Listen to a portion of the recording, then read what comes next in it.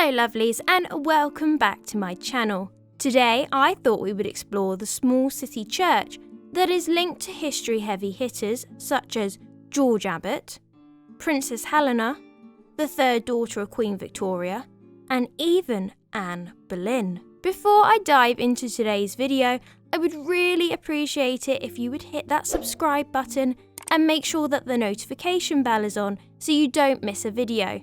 Many thanks in advance. And with that said, let's get into today's video about the Holy Trinity Church. So the church now is the Holy Trinity St. Mary's Church, but it was originally known as just the Holy Trinity Church, and is frequently referred to as that or St. Mary's Church. So I will probably be using both or one or the other, I'm not entirely sure yet, but either way, I'm talking about the same church. Like with most historical buildings, the church that you see today isn't the original structure.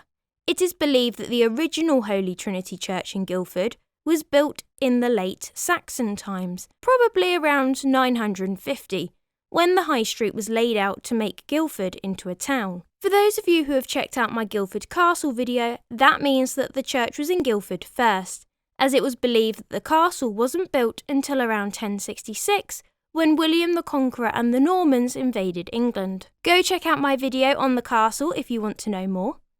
The earliest part of the church is believed to be the tower, and the rest of the church was added in stages over the next 3 centuries. The first record of the Holy Trinity Church is in the 12th century, when it belonged to the Augustine canons of Merton Priory, and by the Middle Ages, the Holy Trinity had become the foremost of Guildford's 3 parish churches. In 1512, during the reign of King Henry VIII, the Mayor of Guildford, Henry Norbridge, was buried at the church. Norbridge left land to the south of the town to the church, with the intent of the rent to pay for a chantry, a chapel where priests can say mass and for prayers to be said for his soul. The land he left is still known to this day as the Chantries. In 1540, Sir Richard Weston built his chantry chapel on the south side of the church, presumably with the intent of being buried there himself. The chapel has a checkered pattern of flint and stone. This is the only part of the earlier church which still survives. The Weston family were Catholic and remained so during the Reformation, which would have put them in potential danger as the country's political landscape was changing. Both Norbridge and Weston's chantries were closed down in 1548 during the Protestant Reformation of King Edward VI. The descendants of the Weston family held the chapel until 2005, when the trustees of the Weston estate gave it to the Protestant Holy Church, which it had been physically attached to since 1763. Apparently, part of the arrangement was for Catholic Mass to be held in the chapel annually. Inside the chapel, although I guess church now as they are connected, are 3 surviving Weston monuments. One monument commemorates Mary Weston, who died in 1782. The second Weston to be commemorated was Elizabeth Gage, sister of Thomas, insert correct pronunciation for surname here, in the form of a wall tablet. She was commemorated in a wall tablet. She didn't die in a wall tablet. Just thought I would make that clear. The tablet was erected by her cousin John Webb Weston, to whom she left all of her estates, which included Sutton Place. The last tablet was for John Webb Weston's first wife, Elizabeth Lawson. Elizabeth died in 1791 at the unfortunately young age of 34. In the west porch of the main church is a chest tomb for Anne Pickering, who died in 1582. She was the wife of Sir Francis Weston. If you know who Francis Weston is, write "I do" in the comments. I'm going to give you 5, 4, 3, 2, 1. Right, no cheating. Sir Francis Weston was the only son of the founder, Sir Richard Weston, and Francis was executed at the age of 25 in 1536 for committing adultery with Anne Boleyn. Anne Weston, née Pickering, did remarry after Francis's death, but we can infer that she remained close with her old family, as she expressed her wish to be buried near her ex-father-in-law, Sir Richard Weston. If you were right about Sir Francis Weston, give yourself a cookie. On the 4th of August 1633, during the reign of King Charles I, Guildford's namesake for a school and hospital, Archbishop of Canterbury George Abbot, died. Abbot, who you can learn more about in my video on him, played a key part in translating and creating King James I's Bible. Abbot was interred in the Holy Trinity Church in a magnificent tomb.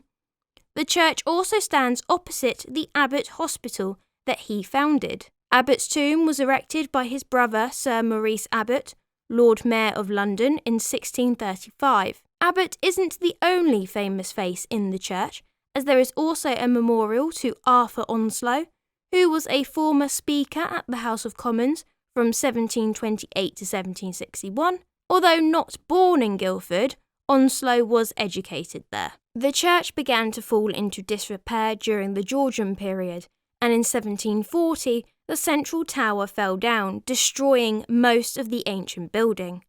It would be about 10 years before construction on rebuilding the church would begin, and the present church that you see today was completed in 1763. Major changes were made inside the church during the Georgian times, but most of this was disposed of by the Victorians, who worked on the church in 1863.